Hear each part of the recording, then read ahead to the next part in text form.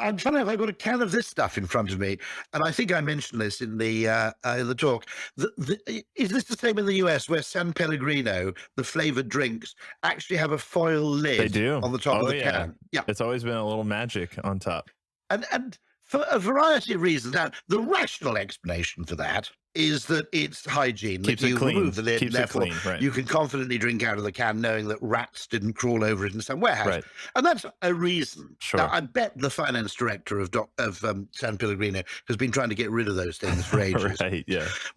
What they also mean, in some strange way, is that you could have 20 cans of San Pellegrino on a side table at your wedding Mm, when you couldn't do the same with 10 cans of Fanta. right. If you went to a posh picnic, you could hand out cans of San Pellegrino with that little foil lid in a way you couldn't hand out ordinary Right. undressed cans. Right. I mean, there's also a degree, I think there's a degree of pleasure, rather like ex-smokers or, always miss opening the pack. Mm, The extraordinary ritual of opening the pack. sure. But there's something going on there which is not simply the rational hygiene Right. component.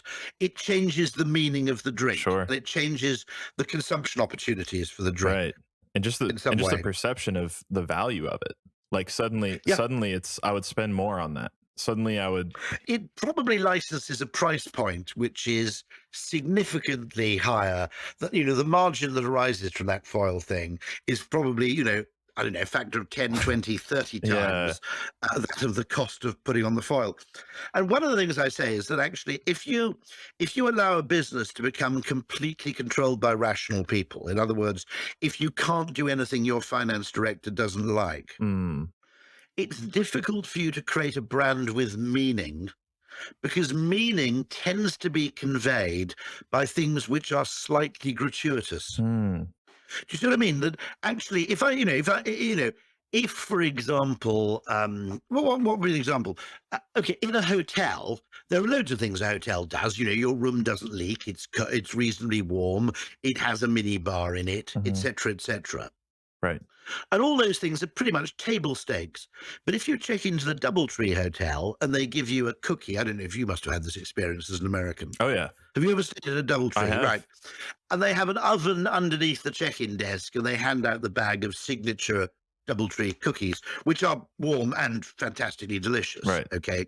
That actually provides differentiation and meaning and a sense of hospitality Mm, precisely because it's slightly unnecessary. right. Okay. you know, in a way that, reliable door hinges don't actually attract our attention. Mhm. And so our attention is drawn to the unexpected. Wow. And there's a fine line between unexpected and what a finance director would call the first thing you kill when you're making budget cuts. Right. Exactly. Yeah. And so, there's a huge danger that businesses run through a mentality of cost control become somehow kind of dehumanized and slightly arid. Yeah. Yeah. How do you Just occasionally, I'll tell you a place where this is really cute. If you think about it, politeness and good manners are really all about slightly gratuitous effort. Hmm. Yeah. It's the things you do that you don't absolutely have to do, holding a door open for Sure. someone, bringing someone a chair, etc. It's the fact that you do them when you don't have to that gives them meaning. Right. You know, there is transient transactional capitalism and there's relational capitalism. Hmm. And I don't think economists and finance people really distinguish between the two, but they feel what they generate as a feeling is very, very different. Yeah. How do you cultivate that mindset? Because I think it's, especially if you are an entrepreneur, business owner, even just a creator in general, it can be really easy to fall into systems thinking and even just like not even monetary budgeting, but even just like time budgeting. Like that's something I feel like I fall Yeah, into is like I don't make space for magic as much as no. I want to. How do you do In that? a weird way, people don't, people all, there's a very strong, among people who have a very reductionist mindset. And it's worth noting that management consultants often come from a finance or engineering Hmm. background. Okay. Uh, there is an element which we have to resist where psychological solutions feel like cheating. Hmm.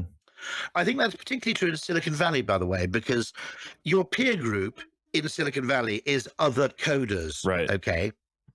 And you want to impress your peer group with your superior coding ability, not with your superior grasp of human psychology. Right. On the other hand, I would argue that some of the most brilliant examples of software design are brilliant because they're psychologically ingenious. I mean, I'll give you two nice examples of that. The Uber map I always talk about, it doesn't reduce your waiting time. It massively reduces the pain of uncertainty that you experience while waiting. Right. Yeah, you know exactly where they are, how Being far able they to are. Right. how far, and also what the license plate is, so you don't try and get into the wrong car or anything like that. Yeah. You know, that a few of the elements of painful uncertainty, which were always thought to be an unavoidable component of just booking and waiting for a taxi, have been eliminated through psychological means, not through engineering means. A beautiful example of gratuitous generosity, which I love, is a fantastic little app for British Gas, which is you use it to input your, it's on a smartphone, you use it to input your meter reading. Okay. Now in the UK, many gas meters, many electricity meters are in a kind of, cobweb strewn cupboard underneath the stairs, or they're in some weird inaccessible place. And the one thing they just add on this is a little switch which turns on the light on your mobile phone. So on the very same page of the app, as it were, where you input the reading, you can flick a little switch and turn your smart. telephone into a torch. Now, what I mean about that is it's almost a moment of human connection that you've seen the world not through your own narrow, efficiency-driven corporate lens. Right. You've actually bothered to see the world the way I see it. Right. In the dark cupboard under the stairs. And you realize, okay, actually, I know when we tested this app, I know we used perfect lighting conditions, and so on. Right. But in reality, those conditions aren't going to pertain for most people most of the time. And there's a lovely example of a very, very popular hotel on TripAdvisor called the Magic Castle Hotel in Los Angeles. And objectively, there's nothing that special about the hotel. I mean, it's quite an old building. It's the location isn't brilliant. But what's fascinating about it is it always comes in the kind of top 10 hotels in LA on TripAdvisor. And it has one or two of these absolutely gratuitous pieces of. There's a Japanese thing called Kano theory, which describes it. Kano theory divides product attributes into three. There are table stakes, things which, if they are not present, render the product useless. That would be an orange juice carton where it persistently leaked, Right. or a hotel room where there was a drip coming through the ceiling. Sure. Okay. Doesn't matter what you do. If those hygiene factors aren't there, you're dead in the water. Then there are performance attributes which there tends to be a linear or possibly slightly declining relationship between performance and customer satisfaction. And then there are these weird things called delight attributes, which are seemingly slightly gratuitous, where they're almost tangential to the main function of the business, but they disproportionately contribute to customer delight. And this comes from a guy called Kano at the University of Tokyo. He was very majorly an influence on the Japanese, both, I think, the car and particularly the consumer electronics industries. But this hotel, the Magic Castle Hotel, next to the pool has a popsicle hotline. And you just pick up a red phone and you say, I'd like some popsicles. And someone comes out with a tray covered in ice cream, what we call ice lollies in the UK. And you're more likely your kids can have a free popsicle. Gotcha.